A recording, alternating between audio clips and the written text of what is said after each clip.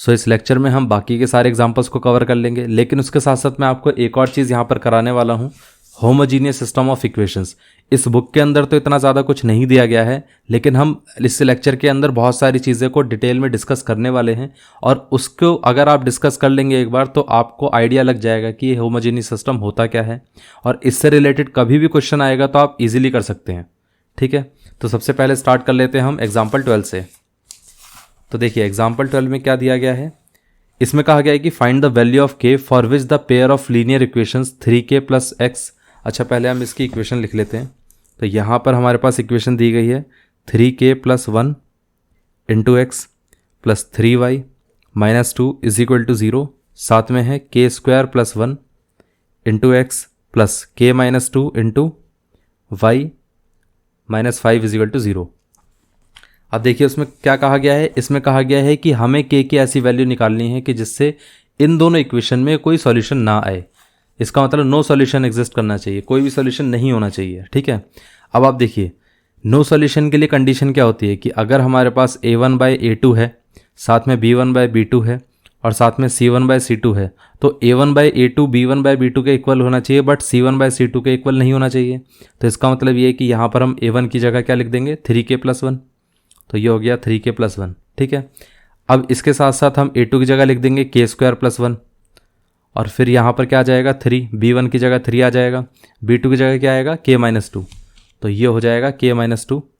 ठीक है, इसके साथ साथ c1 क्या होगा, c1 होगा -2, और इसके साथ साथ क्या होगा c2 हो जाएगा -5, बट ये इक्वल नहीं होना चाहिए। ठीक है, तो सबसे पहले इस पार्ट को इक्वल करके देखते हैं कि क्या आंसर आएगा। जब हम इस इक्वलिटी को देखते हैं तो यहाँ पर ये क्या होगा, क्रॉस मल्टीप्लाई हो जाएगा। जैसे आप क्रॉस मल्टीप्लाई करेंगे तो ये हो जाएगा 3k + 1 × k - 2 = 3 × k² + 1। राइट, अब आप देखिए यहाँ पर आप जैसे ही इसको मल्टीप्लाई करेंगे तो क्या आएगा, पहले 3k को मल्टीप्लाई कर देते हैं दोनों से। 3k का मल्टीप्लिकेशन k से होगा तो ये हो जाएगा 3k²। 3k का मल्टीप्लिकेशन जब 2 से होगा तो ये हो जाएगा -6k। अब 1 का मल्टीप्लिकेशन जब k से होगा तो ये प्लस का k हो गया। 1 का मल्टीप्लिकेशन -2 से होगा तो ये कितना हो जाएगा -2। इतना क्लियर हो गया।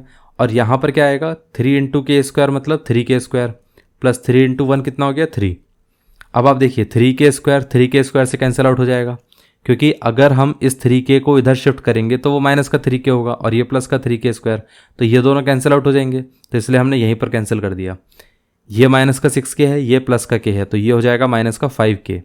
ठीक है, अगर ये 2 इधर चला जाएगा तो ये कितना आएगा, प्लस का 2 हो जाएगा, और ये प्लस का 3 था, तो यहाँ पर ये कितना हो जाएगा प्लस का 5, और ये -5k। ये 5 से 5 कैंसिल आउट हो गया। तो यहाँ पर आप नोटिस करेंगे कि ये आंसर कितना आ रहा है, ये हो जाएगा -k = 1, दैट इज k = -1। ये आंसर आ गया। लेकिन मैंने आपको लास्ट लेक्चर में भी बताया था कि जब हमारे पास आंसर ये आता है ना, तो एक और चीज़ आपको करके देखना है कि इन दोनों पार्ट्स को भी आपको चेक करके देखना है कि इसमें इनइक्वालिटी किस k की वैल्यू के लिए एग्जिस्ट करेगा। अगर कहीं हमने इस इनइक्वालिटी को जब इक्वेट करके देखा, इन दोनों को इक्वल करके देखा और पता चला k की वैल्यू -1 आ गई, तो इसका मतलब फिर वो एग्जिस्ट ही नहीं कर पाएगा। ठीक है, मतलब उसका मतलब ये हो गया कि फिर ये दोनों भी इक्वल हो गए, तो इसका मतलब इसके इन्फाइनाइट सॉल्यूशन हो जाएंगे, फिर नो सॉल्यूशन वाली कंडीशन एग्जिस्ट नहीं करेगी। ठीक है, तो अब हम देख लेते हैं पहले इसमें आएगा क्या k। तो यहाँ पर देखिए 3/k - 2 is not equal to -2/-5 है, तो ये माइनस कैंसिल आउट हो गया, ये क्रॉस मल्टीप्लाई होगा, ये इससे क्रॉस मल्टीप्लाई होगा, तो ये हो जाएगा 3 × 5 = 2 × k - 2। ठीक है, अब आप देखिए यहाँ पर 3 × 5 कितना हो गया 15 हो गया, 2 × k कितना हो गया 2k हो गया, और ये 2 × 2 कितना हो गया 4 हो गया, वो भी -4। अब ये -4 इधर आएगा तो ये कितना हो गया 15 + 4 = 2k। ठीक है, फिर यहाँ से k की वैल्यू कितनी हो गई, ये तो 19 हो गया, होल डिवाइडेड बाय 2 हो गया। ठीक, बट ये इनइक्वालिटी का साइन था यहाँ पर, तो इसका मतलब ये है कि k should not be equal to 19/2। k की वैल्यू 19/2 नहीं होनी चाहिए। अब ये k की वैल्यू -1 है, तो मतलब ये कि 19/2 तो नहीं है, तो इसका मतलब ये आंसर एग्जिस्ट कर सकता है। अगर यहाँ पर k की वैल्यू कुछ ऐसे आती k is not equal to -1, तो आप ये बोलते हैं कि फिर k की वैल्यू एग्जिस्ट ही नहीं करेगी किसी भी नो सॉल्यूशन के लिए, बट ऐसी यहाँ पर कोई वैल्यू नहीं आ रही है। ठीक है, यहाँ पर ये 19/2 है which is not equal to -1, तो इसका मतलब ये है कि हमारी ये दोनों कंडीशन सेटिस्फाई हो रही हैं कि k 19/2 के इक्वल भी नहीं होगा और साथ में k -1 के अगर इक्वल होगा तो यहाँ पर नो सॉल्यूशन आएगा। सो आंसर ये हमारा है के इज इक्वल टू -1। इतना क्लियर हो गया। ये मैंने आपको वैसे लास्ट लेक्चर में बता दिया था कि इसको इक्वेट करने के साथ साथ इसको वेरीफाई करना भी ज़रूरी है। ठीक है, अब आ जाते हैं हम क्वेश्चन नंबर 13 पे। क्वेश्चन नंबर 13 में देख लेते हैं क्या दिया गया है।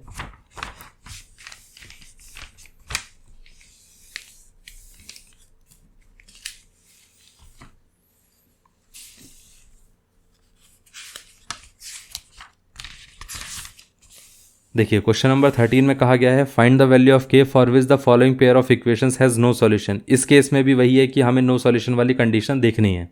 ठीक है, पहले हम इस इक्वेशन को लिख लेते हैं, फिर उसके बाद इसको डिस्कस करते हैं। देखिए यहाँ पर इक्वेशन क्या दी गई है। क्वेश्चन नंबर 13 इक्वेशन में कहा गया है कि सबसे पहले इक्वेशन है 3x + y is equal to 1 and then 2k - 1 into x plus k - 1 into y is equal to 2k + 1। ठीक है, मैंने आपको पहले ही बताया था कि जब भी आपके पास इक्वेशन कुछ इस फॉर्म में हो तो पहले आपको उसको स्टैंडर्ड फॉर्म में लिखना ज़रूरी है। तो इसको भी इधर हम शिफ्ट कर लेते हैं, इस पार्ट को भी इधर शिफ्ट कर लेते हैं ताकि स्टैंडर्ड फॉर्म में हमारी पूरी इक्वेशन बनकर आए। ठीक है, अब आप देखिए ये इक्वेशन हो जाएगी 3x + y -1 is equal to 0 और साथ में ये इक्वेशन हो जाएगी 2k - 1 into x plus k - 1 into y minus 2k + 1 is equal to 0। ठीक है, अब देखिए यहाँ पर हमें क्या करना है कि अगर इसके अंदर कोई सॉल्यूशन नहीं आएगा तो इसका मतलब ये कि a1/a2 is equal to b1/b2 होना चाहिए, बट इसके अंदर c1/c2 के इक्वल नहीं होना चाहिए। इसका मतलब ये है कि 3 divided by 2k - 1 should be equal to 1 divided by k - 1 should not be equal to c1 कितना है -1, तो ये हो जाएगा -1, c2 कितना हो गया -2k + 1। ठीक है, माइनस माइनस कैंसिल आउट हो गया। तो यहाँ पर आप देखेंगे कि अगर हम इन दोनों को इक्वेट करके देखते हैं, मतलब इसको इक्वेट करेंगे तो इसका क्रॉस मल्टीप्लिकेशन हो जाएगा। तो यहाँ पर आप देखेंगे कि इसको अगर आप क्रॉस मल्टीप्लाई करेंगे तो ये हो गया 3k - 1 3 into k - 1 is equal to 1 into 2k - 1 that is 3 into k कितना हो गया 3k, 3 इंटू 1 कितना हो गया 3 हो गया। यहाँ पर ये हो गया 2k - 1। ठीक है, अब 2k को इधर शिफ्ट कर लेते हैं और 3 को इधर शिफ्ट कर देते हैं तो कितना आएगा यहाँ पर 3k - 2k कितना हो गया, ये हो गया। 3 को इधर शिफ्ट कर देंगे तो ये कितना हो जाएगा +3 और ये -1। तो यहाँ पर ये कितना हो गया 3k - 2k कितना हो गया k हो गया और 3 - 2 कितना हो गया 2 हो गया, 3 - 1 2 हो गया। ठीक है, k की वैल्यू 2 आ गई। लेकिन हमने क्या देखना है कि हमें ये भी चेक करना है कि इनइक्वालिटी में k की वैल्यू क्या आती है, ताकि हमें पता तो चले कि k की वैल्यू क्या नहीं हो सकती है। हमें ये तो पता चल गया k की वैल्यू क्या होनी चाहिए, अब k क्या नहीं हो सकता है वो भी चेक कर लेते हैं। तो यहाँ पर ये आ जाएगा 1/k - 1 should not be equal to 1/2k + 1। Cross multiply करेंगे तो ये हो जाएगा 2k + 1 should not be equal to k - 1, क्योंकि इधर भी 1 था इधर भी 1 था। तो डायरेक्टली आप मल्टीप्लाई करने का मतलब क्या है कि आप सीधा इधर इसको k - 1 लिख दीजिए, इसका आप यहाँ पर 2k + 1 लिख दीजिए। ठीक है, अब देखिए यहाँ पर हम k को इधर शिफ्ट कर सकते हैं तो ये हो जाएगा कितना 2k, यहाँ पर ये हो जाएगा माइनस का k। इतना क्लियर हो गया। अब आप देखिए कि यहाँ पर 1 शिफ्ट हो जाएगा तो ये कितना हो जाएगा, ये हो जाएगा -1 और ये -1। तो यहाँ पर हम देखेंगे कि k = कितना हो गया -2। ठीक है, इतना क्लियर हो गया। अब देखिए अगर कोई आपसे कहे कि यहाँ पर, अच्छा पहले इनइक्वालिटी का साइन डाल देते हैं, यहाँ पर ये हो गया k की वैल्यू 2 हो सकती है लेकिन k की वैल्यू -2 नहीं होनी चाहिए, तभी यहाँ पर ये इक्वालिटी एग्जिस्ट करेगी। तो इसका मतलब ये है कि इसका जो सॉल्यूशन है वो एग्जिस्ट करेगा। क्यों? क्योंकि k की वैल्यू 2 पॉसिबल हो सकती है और ये इसको कहीं कॉन्ट्रडिक्ट नहीं कर रहा है। इतना क्लियर हो गया। अब हम आ जाते हैं क्वेश्चन नंबर 14 पे। एग्जाम्पल 14 में देख लेते हैं क्या दिया गया है। देखिए एग्जाम्पल 14 में क्या कहा गया है, हमें कहा गया है find the values of k for which the system of equation has, मतलब इसके 3 पॉसिबिलिटीज़ दी गई हैं, तीनों सिचुएशन के लिए हमें डिस्कस करना है। पहले तो क्या क्या कहा गया है एग्जाम्पल 14 में, सबसे पहले कहा गया है कि हमारे पास ये इक्वेशन है, ठीक है, और साथ में तीनों सिचुएशन के लिए डिस्कस किया गया है कि अगर हमें यूनिक सॉल्यूशन निकालना है उसके लिए बताना है k की वैल्यू, साथ में नो सॉल्यूशन के लिए बताना है, और साथ में is there any value of k for which the given system has infinitely many solutions. तो हमें यह भी बताना है कि कोई ऐसी पॉसिबल वैल्यू होगी k की जिसके लिए इसके इन्फाइनेट सॉल्यूशंस हो। ठीक है, तो यहाँ पर हम देख लेते हैं, सबसे पहले यूनिक सॉल्यूशन की बात कर लेते हैं। यूनिक सॉल्यूशन,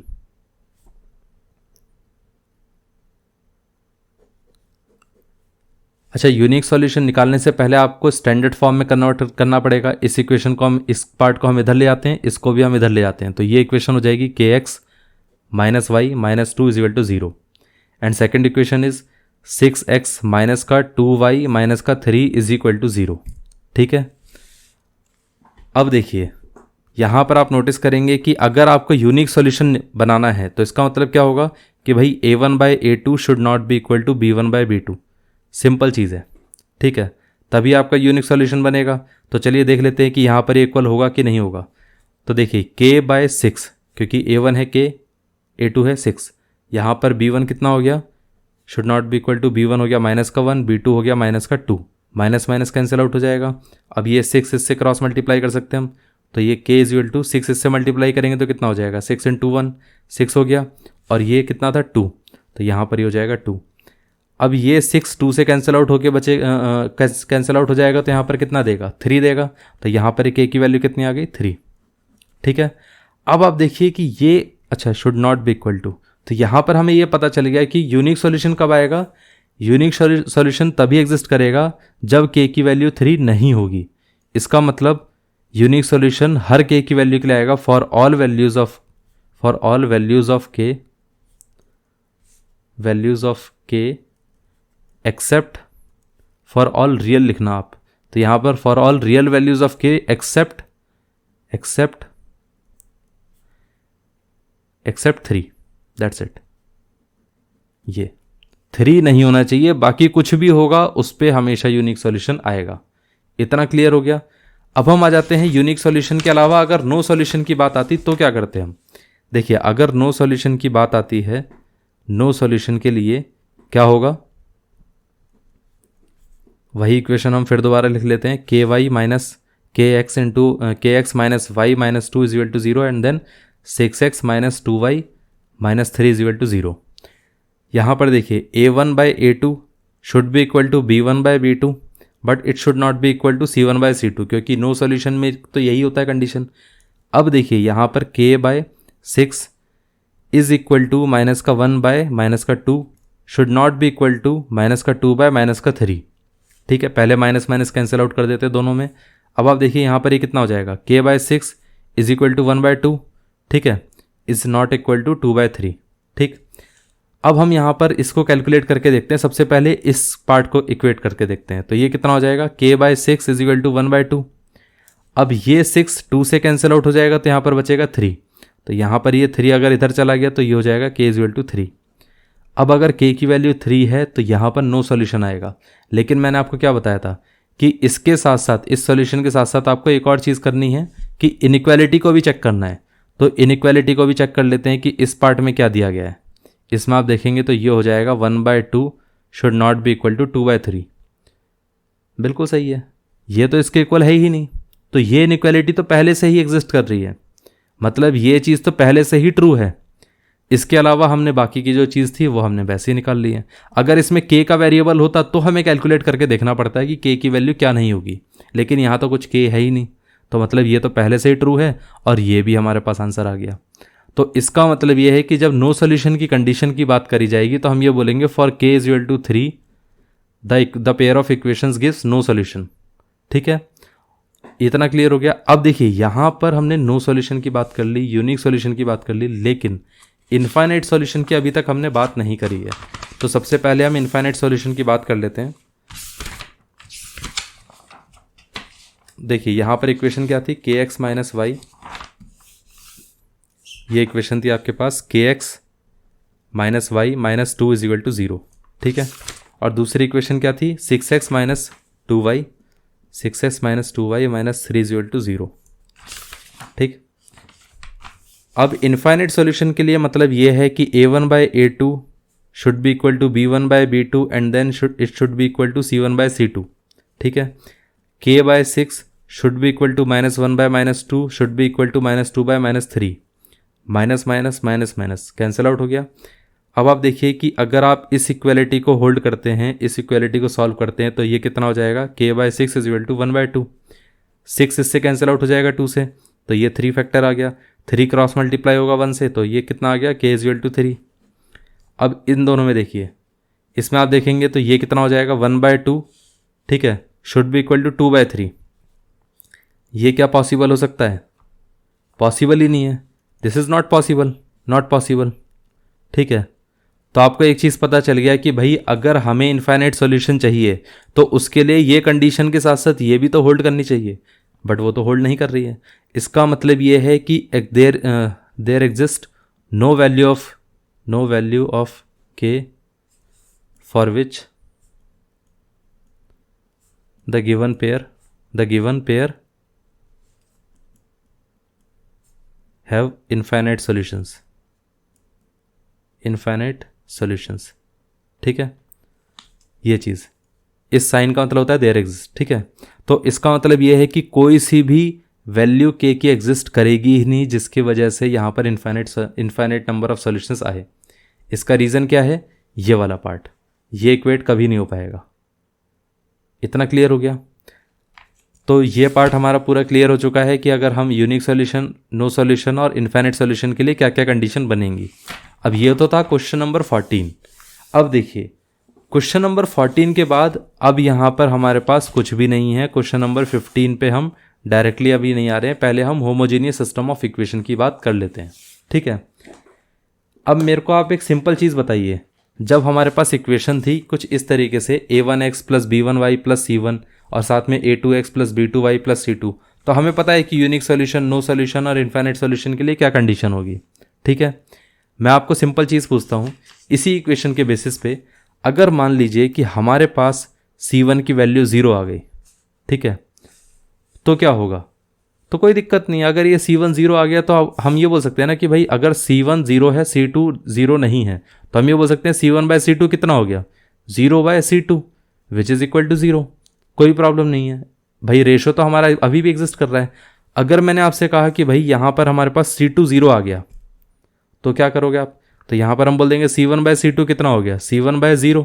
तो ये इन्फाइनाइट तक लीड कर जाएगा, ठीक है। लेकिन कई बार क्या होता है कि अब इन्फाइनाइट वाली चीज़ों को तो हम सॉल्व करेंगे नहीं। तो देखिए मैं आपको इसका एक सिंपल सॉल्यूशन बताता हूँ। सपोज आपके पास एक इक्वेशन है 2x + 3y + 5 = 0 and then second equation is 3x - 8y = 0। अब आपको पता है कि यहाँ पर c2 नहीं है, तो आप यहाँ पर ये बोलेंगे कि भाई ये इक्वेशन है हमारे पास जिसमें a1 b1 c1 तीनों तो नॉन ज़ीरो हैं, इसमें भी a2 b2 तो एग्जिस्ट कर रहा है लेकिन c2 की वैल्यू 0 नहीं है। तो आप क्या करेंगे? तो मैं आपसे ये कहूँगा कि भाई इन दोनों इक्वेशन का ना जो ऑर्डर है वो डिफरेंट कर दीजिए, इसको पहले लिख दीजिए। तो यहाँ पर ये हो जाएगा 3x - 8y = 0 और यहाँ पर हमने ये ले लिया 2x + 3y + 5 = 0। अब यहाँ पर आप ले लीजिए c1 = 0। तो आप नोटिस करेंगे कि अगर आपके पास c2 0 आ भी रहा है ना, तो इक्वेशन को अल्टरनेट करके सॉल्व कर लीजिए, तो भी आपका आंसर आ जाएगा। क्योंकि उसमें क्या है कि जैसे आपका c2 0 आ रहा था, यहाँ पर हमने इक्वेशन को इंटरचेंज करके लिख दिया, तो वो c2 की जगह हमने c1 की वैल्यू ले ली। क्योंकि ऐसा कोई फिक्स थोड़ी ना है कि भाई c1 एक ही पर्टिकुलर इक्वेशन को असाइन होगा। a1 b1 c1 किसी एक पर्टिकुलर इक्वेशन को तो असाइन नहीं हो सकते हैं, किसी दूसरी इक्वेशन में भी असाइन हो सकते हैं। इतना क्लियर हो गया? और ऐसा नहीं अगर आप करना चाहें तो दूसरे तरीके से ये भी देख सकते हैं कि भाई ये हमारे रेशोज थे, इसको रिवर्स भी तो कर सकते हैं आप। भाई c1/c2 की जगह c2/c1 भी हो सकता है, ये भी b2/b1 हो सकता है, ये भी a2/a1 हो सकता है, यहाँ पर भी a2/a1 b2/b1 और c2/c1। तो उससे भी आपका जो आंसर है वो आना शुरू हो जाएगा, ठीक है, आपको कोई प्रॉब्लम नहीं होगी। लेकिन पॉइंट ये आता है कि अगर c1 और c2 दोनों ही 0 के इक्वल हो गए तो आप क्या करेंगे? इसका मैं आप सिंपल एक चीज़ बताता हूँ। देखिए जब हम बात करते हैं ना कि यहाँ पर हमारे पास न्यूमरेटर में 0 है, डिनोमिनेटर में कुछ भी नंबर है, मान लेते हैं 1 है, तो हम बोलते हैं कि इसकी वैल्यू 0 है। अगर हमारे पास न्यूमरेटर में नॉन ज़ीरो है और नीचे डिनोमिनेटर में 0 है, तो हम बोलते हैं कि इसकी वैल्यू इन्फाइनाइट हो गई, ठीक है। मतलब अनडिफाइंड है, इसको हम डिफाइन नहीं कर पा रहे वैल्यू को, लेकिन एटलीस्ट आइडिया तो लग रहा है हमें कि बहुत लार्ज वैल्यू है। बट अगर आपके पास c1/c2 0 होता है तो इसका मतलब ये 0/0 है। अब आप बताइए कि 0/0 होगा क्या? क्योंकि न्यूमरेटर को अगर आप देखेंगे, न्यूमरेटर को देखकर आपको पता चलेगा कि भाई इसकी वैल्यू 0 होनी चाहिए, क्योंकि किसी के भी न्यूमरेटर में अगर 0 आएगा तो ये 0 होगा। बट अगर आप डिनोमिनेटर को देखते हैं तो उससे आपको आइडिया लगेगा कि ये इन्फाइनाइट होना चाहिए। तो आपको क्लियर हुआ कि अब आप देखिए ये दोनों ही वैल्यूज एग्जिस्ट नहीं करेंगी, क्योंकि हम इस पूरे पर्टिकुलर टर्म की वैल्यू बता ही नहीं सकते हैं, इसीलिए हम इसको कहते हैं इनडिटर्मिनेट। इनडिटर्मिनेट। लेकिन पॉइंट ही आता है इनडिटर्मिनेट कि ये भी तो अनडिफाइंड है और ये भी अनडिफाइंड है, तो इन दोनों में फ़र्क क्या है? फ़र्क ये है कि इसकी आप वैल्यू नहीं बता पा रहे हैं, इसकी आप वैल्यू नहीं बता पा रहे हैं, लेकिन फिर भी इसका आप सेंस लगा पा रहे हैं। इसका आप सेंस तो लगा पा रहे हैं ना, एक आइडिया तो आपको लग रहा है ना। इस पूरे टर्म के बारे में ना ही आप इसकी वैल्यू बता पा रहे हैं, ना ही आप इसका आइडिया लगा पा रहे हैं, इसका सेंस भी नहीं आपके माइंड में क्लियर हो रहा होगा कि इसकी वैल्यू एक्चुअली में होगी क्या। ठीक है। अब कई लोग क्या करते हैं कि इसकी वैल्यू 1 लिख देते हैं, ये सबसे बड़ी बेवकूफ़ी है। ठीक है। जब आप जानते हैं यहाँ पर आपके पास कोई भी कांस्टेंट डिवाइडेड बाय कांस्टेंट है, इन दोनों को जब आप कैंसिल आउट करके 1 लिखते हैं ना, तो इसकी एक कंडीशन होती है कि a should not be equal to 0। तब आप किसको कैंसिल कर सकते हैं? जो कैंसिलेशन का टर्म होता है ना, उसके साथ आपने कंडीशन अगर आप देखोगे तो वो उसमें 0 के इक्वल नहीं होना चाहिए, तब वो कंडीशन आती है। ठीक है, इतना क्लियर हो गया। तो अदरवाइज ये कैंसिलेशन ही नहीं पॉसिबल होता, इसीलिए मैंने आपको वो चीज़ नहीं बताई। अदरवाइज कई लोग इसको 1 के बराबर भी रख देते हैं। ठीक है, बट ये टर्म मैं आपको बता क्यों रहा हूँ, अब मैं आपको इसका रीज़न बताता हूँ। सोचिए, अगर आपके पास, अच्छा ये पार्ट क्लियर हो गया कि किस तरीके से हमें देखना था C1 और C2 को। ठीक है, C1 को अगर हमने 0 रखा, C2 को 0 रखा, फिर उसके बाद दोनों को 0 रख के देखा तो क्या हुआ। जब एक एक टर्म 0 आ रहा था तो कोई प्रॉब्लम नहीं थी, लेकिन जब दोनों 0 आ गए तो प्रॉब्लम हुई। तो अब हम ये देखते हैं कि अगर दोनों 0 आएंगे तो इक्वेशन में क्या चेंज आएगा।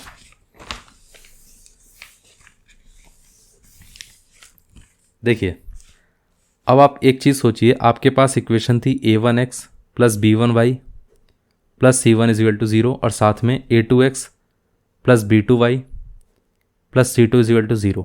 ठीक है, तो हुआ क्या, आपने c1 और c2 दोनों को ही 0 रख दिया, तो इक्वेशन क्या बचेगी, a1x plus b1y is equal to 0 और साथ में a2x plus b2y is equal to 0। अब इसका एनालिसिस कैसे करेंगे कि भाई ये जो इक्वेशन है इसका सोल्यूशन कैसे आएगा, इसके बारे में हमें पता कैसे चलेगा कि इसका सोल्यूशन यूनिक है, इनफाइनाइट है या नो सोल्यूशन है। तो पहले एक काम करते हैं, एक एग्जाम्पल लेके देखते हैं, उस एग्जाम्पल को एनालाइज करते हैं, फिर उसी एग्जाम्पल के बेसिस पे अपना जो ये पूरा प्रोसेस है इसके बारे में स्टडी करेंगे। ठीक है, सपोज आपके पास एक एग्जाम्पल है 2x प्लस 3y, एक इक्वेशन है।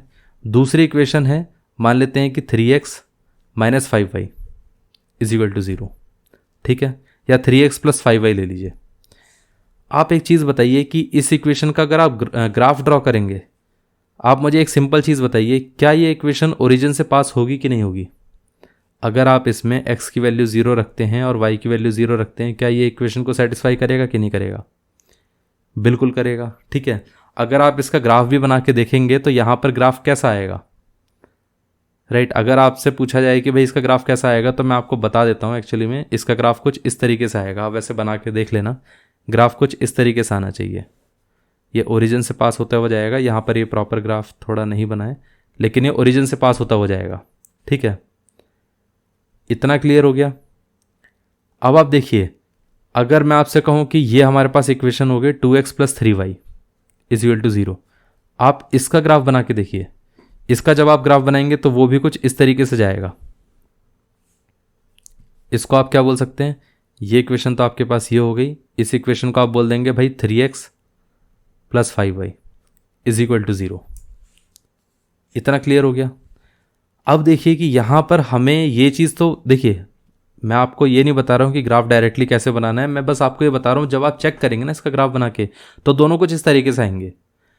ज़रूरी नहीं है कि सिर्फ ऐसी इक्वेशन, मैं आपको सिंपल बता देता हूँ कि अगर आपके पास मान लेते हैं ऐसी इक्वेशन है 2x minus y is equal to 0 and then 3x plus 5y is equal to 0, तो आप देखेंगे कि इस इक्वेशन का अगर आप ग्राफ बनाएंगे तो ये कितना आएगा, ये कुछ ऐसे आएगा। ठीक है, ये वाली इक्वेशन का ग्राफ, इसका जब आप ग्राफ बनाएंगे तो ये कुछ इस तरीके से आएगा। ठीक, ये हो गया 3x plus 5y is equal to 0। ठीक है, एक ये ग्राफ आ गया और एक ये ग्राफ आ गया। तो आप नोटिस करेंगे कि हर बार आप एक चीज़ देख रहे हैं कि सारे ग्राफ्स क्या है, ओरिजिन से ही जा रहे हैं। एक्चुअली में होता ही ये है कि जब आप ये इक्वेशन देखते हैं और इस इक्वेशन को देखेंगे तो सबका जो ग्राफ होता है वो ओरिजिन से ही जाता है। अगर C1 C2 0 हो गया, किसी भी इक्वेशन में कांस्टेंट 0 होते के साथ ही वो जो ग्राफ है वो ओरिजिन से ही पास होगा, ये आप ध्यान रखना। ठीक है, ये पार्ट क्लियर हो गया कि ये ओरिजिन से जा रहा है। अब दूसरी चीज़ ये है कि भाई अगर ये ओरिजिन से जा रहा है, ठीक है, हम समझ गए कि भाई ये ओरिजिन से जा रहा है, बट इससे होगा क्या, इससे ये होगा कि आपको एक चीज़ पता चल गई कि इनके बीच में हमेशा एक सॉल्यूशन कॉमन रहेगा ही रहेगा। ठीक है, ये तो क्लियर हो गया कि एक सॉल्यूशन कॉमन रहेगा ही रहेगा, राइट। जैसे मैंने आपको बताया कि यहाँ पर हमने जो दो एग्जाम्पल्स लिए थे, इसमें इस एग्जाम्पल में सॉल्यूशन कॉमन आया, इस वाले एग्जाम्पल में भी देखिए ये दो इक्वेशन थी, लेकिन जो कट कर रही हैं वो कहाँ पर कट कर रही हैं, ओरिजिन पे। तो वो जो सॉल्यूशन है वो हमेशा कॉमन आ रहा है, और वो सॉल्यूशन क्या है, वो है ओरिजिन। बट क्या हमेशा एक ही सॉल्यूशन आएगा, क्या एक से ज़्यादा आ सकते हैं? देखिए, नो सॉल्यूशन वाली तो कंडीशन कभी नहीं होगी, क्योंकि ओरिजिन से तो हमेशा पास होना है, तो मतलब एक सॉल्यूशन तो एग्जिस्ट करेगा ही करेगा, तो नो सॉल्यूशन तो नहीं रहेगा। लेकिन एक और कंडीशन आती है, क्या ये इसके अलावा इनफाइनाइट सॉल्यूशन पॉसिबल हैं? बिल्कुल पॉसिबल है। कब हो सकते हैं पॉसिबल? सपोज आपके पास यहाँ पर इक्वेशन होती 2x minus 3y equal to 0 और साथ में 4x माइनस यहाँ पर ये हो गया 6y इक्वल टू 0। जब आप इन दोनों की इक्वेशन अगर आप ड्रॉ करके देखेंगे तो आपको एक चीज़ पता चलेगी कि यहाँ पर ये ग्राफ अगर इस तरीके से आ रहा है तो दूसरी वाली इक्वेशन का ग्राफ भी इसके ऊपर ही कोइंसाइड करता हुआ जाएगा। ठीक है, कोइंसाइड करता हुआ क्यों जा रहा है? तो इसका मैं आपको सिंपल रीज़न ये बता सकता हूँ कि भाई इसमें अगर आप फैक्टर लेके देखेंगे, 2 का फैक्टर लीजिए तो ये हो जाएगा 2x minus 3y equal to 0। तो ये 2 इधर आ जाएगा तो ये बचेगा 2x minus 3y equal to 0। 0/2, 0/2 क्या होता है? 0 हो गया, तो 2x माइनस 3y। तो एक्चुअली में ये जो इक्वेशन है ये भी इसी के फॉर्म में कन्वर्ट हो जाएगी। तो जब इक्वेशन दोनों सिमिलर हो जाएंगी तो मतलब उनका ग्राफ भी सिमिलर आना चाहिए। ठीक है, तो हमें ये चीज़ पता चला कि भाई अब यहाँ पर एक चीज़ हमें क्लियर हो गया कि या तो सॉल्यूशन इनका कॉमन आएगा, वो ओरिजिन से जाएगा, एक केस ये बनेगा। ठीक है, दूसरा केस क्या बनेगा कि या तो दोनों जो इक्वेशंस हैं दोनों ही एक दूसरे को कोइंसाइड करते हुए जाएंगे, दोनों कोइंसाइड करते हुए जा रहे हैं, या तो ये वाला पार्ट या तो ये वाला पार्ट। ठीक है, इसके अलावा कोई और केस नहीं बनेगा। तो हम ये बोल सकते हैं कि अगर हमारे पास कभी भी इक्वेशन इस तरीके की आती है जिसको हम कहते हैं होमोजीनियस सिस्टम ऑफ इक्वेशंस, ठीक है, तो a1x plus b1y is equal to 0 और a2x plus b2y is equal to 0, तो आप ये नोटिस करेंगे कि यहाँ पर या तो हमारे पास एक यूनिक सॉल्यूशन बनेगा, और वो अगर यूनिक सॉल्यूशन बना तो वो क्या होगा सॉल्यूशन, वो हमेशा ओरिजिन रहेगा। ठीक है, अगर वो यूनिक सॉल्यूशन नहीं बना तो क्या होगा, मतलब अगर हमारे पास यूनिक सॉल्यूशन नहीं आया तो हम क्या करेंगे, तो हमारे पास सॉल्यूशन होगा इनफाइनाइट सॉल्यूशन। इतना क्लियर हो गया? ठीक है, ये भी हो गया, ये भी हो गया, यूनिक सॉल्यूशन भी हो गया और इनफाइनाइट सॉल्यूशन भी पॉसिबल हो गया। अब पॉइंट ये आता है कि यूनिक सॉल्यूशन की कंडीशन क्या है, तो मैं आपको सिंपल बता देता हूं कि a1/a2 should not be equal to b1/b2। ये तो बिल्कुल वैसी ही सिचुएशन है जैसी पहले थी। ठीक है, इनफाइनाइट सॉल्यूशन की कंडीशन क्या है? आप देखिए, जब हम इनफाइनाइट सॉल्यूशन की बात कर रहे थे तो इस इक्वेशन में देखिए, इसका रेशो और इसका रेशो दोनों का सेम है। 2/4 कितना हो जाएगा, 1/2, और ये 3/6 कितना हो जाएगा, 1/2। तो आपने ये देखा कि अगर इन दोनों के केस के अंदर a1/a2, ठीक है, b1/b2 के इक्वल हुआ तो इसमें इनफाइनाइट सॉल्यूशंस होंगे। इतना क्लियर हो गया? ठीक है, अब ये पार्ट हमारा क्लियर हो चुका है। इसी के अलावा और भी पार्ट्स हैं जो जिसके अंदर क्लियर हो सकते हैं, जैसे कि ये तो हमने फर्स्ट पार्ट क्लियर किया जिसमें हमारे पास C1 और C2 दोनों की वैल्यू कितनी थी, 0 थी। इसके अलावा एक और चीज़ बताइए आप कि यहाँ पर अगर हमारे पास C1 C2 की वैल्यू 0 नहीं होती, सपोज हम क्या करते कि यहाँ पर हमारे पास A1 और A2 की वैल्यू 0 होती, तो ये बात तो क्लियर है कि भाई a1/a2 तो हम डिफाइन नहीं कर पाएंगे, ये तो पॉसिबल ही नहीं डिफाइन कर पाना। इतना क्लियर हो गया? अब देखिए होगा क्या, इक्वेशन एक्चुअली में आपके पास क्या बनकर आएगी, यहाँ पर बनकर आएगा equation b1y plus c1 is equal to 0 and then b2y plus c2 is equal to 0। ठीक है, इस टाइप की इक्वेशन बनकर आएगी। अब मैं आपको ये भी बता देता हूँ कि ये दोनों इक्वेशंस कैसी होंगी। सिंपल एग्जाम्पल लेके देखते हैं, फिर उससे आपको आइडिया लग जाएगा कि भाई सपोज हमारे पास 3y plus 11 is equal to 0 है और दूसरी इक्वेशन क्या है, 2y plus 8 is equal to 0। तो इस इक्वेशन का अगर आप ग्राफ बना के देखेंगे तो एक्चुअली में इसका ग्राफ क्या आएगा मैं बता देता हूँ वैसे आपको। y is equal to -8/2 that is -4, y is equal to -4। ठीक है, ये हमारे पास ये वाली इक्वेशन है।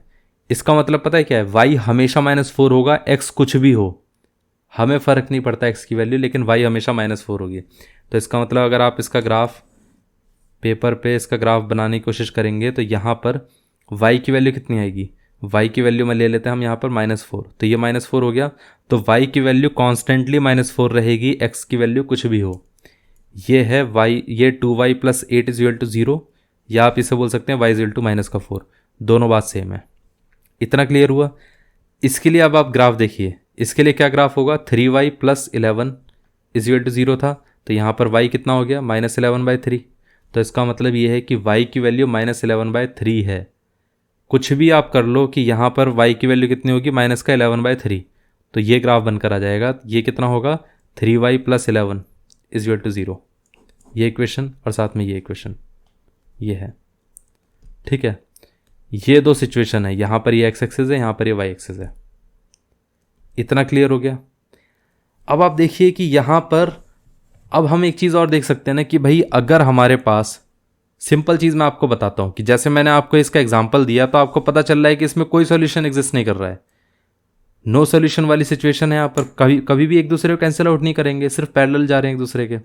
तो मैं आपको सिंपल चीज़ बताता हूँ कि भाई इसके अंदर अगर आपके पास a1 a2 0 है और b1y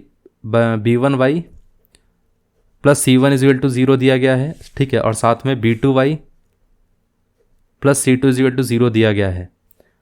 यहाँ पर a1 a2 दोनों 0 हैं, ठीक है। तो मैं आपको सिंपल बताता हूँ कि अगर b1/b2 का रेशो c1/c2 के इक्वल नहीं है तो यहाँ पर हमारे पास नो सॉल्यूशन आएगा, नो सॉल्यूशन।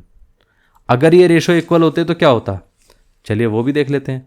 अगर ये रेशो इक्वल होते तो क्या होता, c1/c2, ठीक। अगर ये रेशो इक्वल होते तो सिंपल चीज़ ये है कि यहाँ पर सपोज़ यहाँ पर हमारे पास इक्वेशन है 2y - 8 = 0।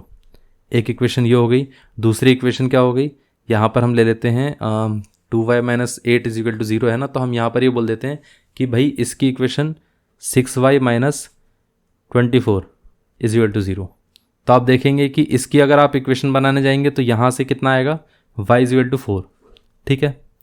यहाँ से वैल्यू कितनी आई, यहाँ पर वैल्यू आ जाएगी 6y = कितना हो गया, 24, एंड देन ये हो जाएगा y = 4। तो दोनों की इक्वेशन सेम ही तो आ रही हैं। तो इसका मतलब ये है कि 4 पे ही ये दोनों इक्वेशन बनेगी, पहली इक्वेशन भी ऐसी बनेगी, दूसरी भी इसके साथ ऐसी बनेगी। तो आप देख रहे हैं कि जब b1/b2 c1/c2 के रेशो के इक्वल होता है तो हमेशा लाइन ऐसी बनती है। और ऐसा ज़रूरी नहीं कि यहाँ पर आप देखिए ये है, मैं आपको एक और चीज़ बता देता हूँ। सपोज़ आपके पास यहाँ पर मान लेते हैं ये 2y की जगह 3y है, ठीक है, और ये कितना हो गया, इसको हमने 3y ले लिया तो यहाँ पर ले लेते हैं 12। 2/3 रेशो आया इसका भी 2/3 रेशो आया। अब इसका भी आप ग्राफ बना के देखिए तो आप यहाँ से देखेंगे 3y = 12 हो गया, ये कैंसिल आउट होकर 4 आ गया, तो y = 4 आ गया। अब भी इसका ग्राफ वही आएगा। तो अगर हमारे कोफिशिएंट्स का रेशो सेम होता है तो यहाँ पर इनफाइनाइट सॉल्यूशन होंगे, ठीक है।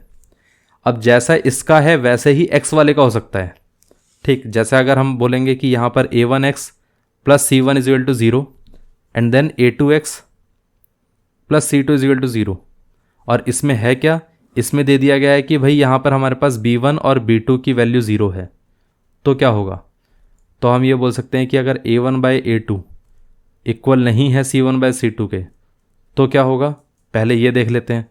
सिंपल सी चीज़ है, अगर आप एक एग्जांपल भी लेकर देख लेंगे तो आपको आइडिया लग जाएगा। एक एग्जांपल मतलब x + 1 = 0 ले लीजिए और साथ में 2x - 5 = 0। दोनों का ग्राफ बना के देखिएगा तो आपको पता चलेगा कि x = -1 आएगा यहाँ से, तो उसका ग्राफ तो यहाँ पर कुछ इस तरीके से आएगा। इसका जब आप ग्राफ बनाने जाएंगे तो उसका ग्राफ कुछ यहाँ पर आएगा। तो आपको पता चलेगा दोनों पैरेलल लाइन से दोनों अलग अलग हैं। जब ये रेशोज इक्वल नहीं होंगे तो यहाँ पर आएगा नो सॉल्यूशन, ठीक है। अगर ये रेशोज इक्वल हो गए, a1/a2 is equal to c1/c2, तो यहाँ पर आएगा इनफाइनाइट सॉल्यूशन। ये चीज़ है। अब हमने देखिए हर एक सिचुएशन के लिए डिस्कस कर लिया है। सिर्फ ये नहीं है कि हमने c1 और c2 के लिए डिस्कस किया है, c1 और c2 का भी डिस्कस किया, a1 a2 का भी डिस्कस किया, b1 b2 का भी डिस्कस किया, लेकिन बुक में सिर्फ c1 c2 के बारे में लिखा हुआ था। अब देखिए यहाँ पर ऐसा तो है नहीं कि इन सब कंडीशन को याद रखना है, मैं आपको सिंपल चीज़ बताता हूँ। आपने खुद नोटिस किया होगा कि हमने जब ये कंडीशन देखी थी तो आप देखिए यहाँ पर ये कंडीशन थी हमारे पास, अगर हमारे पास b1 और b2 0 हो जाते हैं तो b1 और b2 को हटा दीजिए, ठीक है। अब इसी से लिख के देखिए, अब आपने देखिए यहाँ पर जो हमने कंडीशन रखी थी, अगर आप b1 b2 को हटा देंगे तो इसमें तो ये रेशो हट गया, तो फिर इसका तो कोई मतलब ही नहीं बचा, ठीक है। आपके पास क्या बचेंगे, दो ही चीज़ें बचेंगी। b1 b2 का अगर आप रेशो से ही हटा देंगे तो बचेगा a1/a2 not equal to c1/c2, और a1/a2 not equal to c1/c2 क्या था, नो सोल्यूशन। तो आप देख रहे हैं कि आपको कुछ नहीं करना पड़ेगा, ये सब याद रखने की ज़रूरत नहीं है। इसी इक्वेशन में से जो रेशो आपके लिए प्रॉब्लमेटिक है ना, जिसमें 0/0 फॉर्म बनना है, उसको हटा ही दीजिए। फिर देखिए क्या क्या सॉल्यूशंस बनते हैं। तो इसमें क्या है, b1/b2 हटा दिया, इसमें b1/b2 हटा दिया, तो आपके पास क्या बचेगा, a1/a2 not equal to c1/c2, तो a1/a2 not equal to c1/c2। फिर आपके पास क्या बचेगा, a1/a2 is equal to c1/c2, तो ये a1/a2 is equal to c1/c2। इस केस में नो सॉल्यूशन आएगा, इस केस में इनफाइनाइट सॉल्यूशन आएगा। ये चीज़ है, इतना क्लियर हो गया। इसके साथ साथ आप देखिए, जब हमारे पास a1 और a2 दोनों जीरो थे तो हुआ क्या, हमने यहाँ पर क्या करा, पूरी रेशो में a1 a2 को हटा दीजिए। इस रेशो का तो कोई काम ही नहीं बचा, क्योंकि एक हिस्सा आपने हटा दिया तो इसका क्या करोगे आप, कुछ नहीं। तो इसके अलावा बचा क्या, इसको भी हटा दिया, इसको भी हटा दिया। अब आप देखिए, दोनों को हटा दिया, तो दोनों को हटाने के बाद बचा क्या, यहाँ पर b1/b2, यहाँ पर कितना बचा, b1/b2 not equal to c1/c2 is equal to c1/c2। इस केस में नो सॉल्यूशन, इस केस में इनफाइनाइट सॉल्यूशन। इसमें देखिए बात तो सेम ही है ना, तो याद रखने की ज़रूरत नहीं है। अब मैं आपको एक चीज़ बताता हूँ कि ये जो केस था ना, इन दोनों के लिए क्यों नहीं था, क्योंकि ये माना जाता है कि भाई ये अगर पार्ट आएगा तो जैसे ही आपके पास a1 a2 0 हो जाएगा, b1 b2 भी 0 हो जाएगा, तो आप ये एनालाइज तो कर ही सकते हैं इस इक्वेशन से ही, ठीक है। ये माना जाता है कि इस इक्वेशन से आप एनालाइज कर सकते हैं, लेकिन एक्सप्लेन करने की ज़रूरत थी, क्योंकि कई बार क्या होता है कि लोग परेशान हो सकते हैं, भाई 0/0 फॉर्म बनेगा तो वो बचेगा क्या, ठीक है। अब देखिए यहाँ पर इस केस में सबसे ज़्यादा प्रॉब्लम आती है। प्रॉब्लम क्यों आती है, यहाँ पर c1 और c2 0 है। c1 और c2 अगर आप 0 करते हैं तो आपके पास 3 इक्वेशन बनती हैं, ठीक है। 3 इक्वेशन में एक इक्वेशन तो ये बनती है a1/a2 not equal to b1/b2। इसमें c1 c2, इसमें भी c1 c2 हटा देंगे तो बचेगा क्या, हटाते के साथ ही a1/a2 is equal to b1/b2, a1/a2 is equal to b1/b2। दोनों सिचुएशन बनती हैं। तो प्रॉब्लम ये आती है कि भाई नो सॉल्यूशन होगा या इनफाइनाइट सॉल्यूशन होगा, ये चेक करना है। इसलिए ये एनालिसिस इसके लिए ही कराया जाता है, बुक्स में इसी के लिए बताया जाता है और किसी के लिए नहीं बताया जाता है, क्योंकि ये मान लिया जाता है कि a1 और b1 के लेकर आप डिस्कस कर सकते हैं, a1 a2 और b1 b2 के बारे में आप सोच सकते हैं, लेकिन c1 c2 में आप अटक जाएंगे, इसलिए ये चीज़ कराई जाती है, ठीक है। और इसमें देखिए नो सॉल्यूशन या इनफाइनाइट सॉल्यूशन होगा, उसके बारे में हमने डिस्कस कर लिया था कि नो सॉल्यूशन वाली तो कभी बात ही नहीं आएगी, इसमें इनफाइनाइट सॉल्यूशन होगा, ठीक है। और अगर यूनिक सॉल्यूशन होगा तो वो ओरिजिन होगा। सबसे बढ़िया इक्वेशन है, आपको या तो पता चलेगा ओरिजिन इसका सॉल्यूशन है या तो सारी सॉल्यूशन है, दैट्स इट। इसके अलावा कोई और कंडीशन ही नहीं है। इतना क्लियर हो गया। अब अगर ये पार्ट क्लियर हो गया है तो हम इससे रिलेटेड एक क्वेश्चन कर लेते हैं, जो लास्ट एग्जाम्पल है हमारा, ठीक है। फिर उसी में आपको आइडिया लग जाएगा यूनिक इस होमोजीनियस सिस्टम ऑफ इक्वेशन के बारे में। इस क्वेश्चन में क्या दिया गया है, यहाँ पर कहा गया है कि find the value of k for which the system of equations has a non zero solution, ठीक है। ये क्वेश्चन देखिए कितना इंटरेस्टिंग तरीके से लिखा गया है। पहले हम इस इक्वेशन को लिख लेते हैं। यहाँ पे क्या दिया गया है, 3x + 5y is equal to 0 and then kx + 10y is equal to 0। अगर आपको मैंने होमोजीनियस सिस्टम ऑफ इक्वेशन नहीं कराया होता तो आप इसको सॉल्व करने की कोशिश करते, क्योंकि पहली बात तो ये है कि आपके पास c1 c2 नहीं होता। वो आपसे कहता है कि k की वैल्यू बताइए जिसके लिए नॉन ज़ीरो सोल्यूशन है, तो आप यहाँ पर अटक जाते कि भाई नॉन ज़ीरो सोल्यूशन कैसे बताएं हम, ठीक है। नॉन ज़ीरो सोल्यूशन में नॉर्मली लोग पता है क्या करते हैं, यूनिक सोल्यूशन सबसे पहले निकालते हैं। अब आप खुद सोचिए, इन दोनों इक्वेशन में अगर यूनिक सोल्यूशन होगा तो वो क्या होगा, वो तो ओरिजिन ही होगा, दैट इज 0 0। बट क्वेश्चन में क्या कहा गया है कि ये 0 0 नहीं होना चाहिए, मतलब हम यूनिक सोल्यूशन नहीं ले सकते यहाँ पर। फिर दूसरी कंडीशन बचती क्या है, सिर्फ इनफाइनाइट सोल्यूशन की। इनफाइनाइट सॉल्यूशन की। और इनफाइनाइट सॉल्यूशन कब आएगा? जब ये दोनों रेशोज मतलब a1/a2 should be equal to b1/b2, ये तभी हो सकता है ना। तो इसका मतलब 3/k should be equal to 5/10। 5 और ये 10, 5 1 जा 5, 5 to 10, ठीक है। तो क्रॉस मल्टीप्लाई कर लीजिए, इसको क्रॉस मल्टीप्लाई, 3 इंटू 2 कितना हो गया 6, k इंटू 1 कितना हो गया k, तो k की वैल्यू कितनी आ गई 6। ये आंसर है। इसका मतलब k की 6 वैल्यू पे ही यहाँ पर नॉन ज़ीरो सोल्यूशन आएगा, ठीक है। क्वेश्चन देने वाले के दिमाग को सोचिए कि कितना इंटरेस्टिंग तरीके से फॉर्मुलेट किया गया है क्वेश्चन को। उसने ये नहीं कहा कि भाई आप इसका इन्फाइनाइट सॉल्यूशन बताइए, उसने ये भी नहीं कहा कि इसका यूनिक सॉल्यूशन बताइए, उसने कहा भाई नॉन ज़ीरो सॉल्यूशन बताइए। और सबसे पहले स्टूडेंट्स यही करते। अगर उनको होमोजीनियस सिस्टम के बारे में नहीं पता होता तो पता है क्या करते, यूनिक सॉल्यूशन निकालने जाते।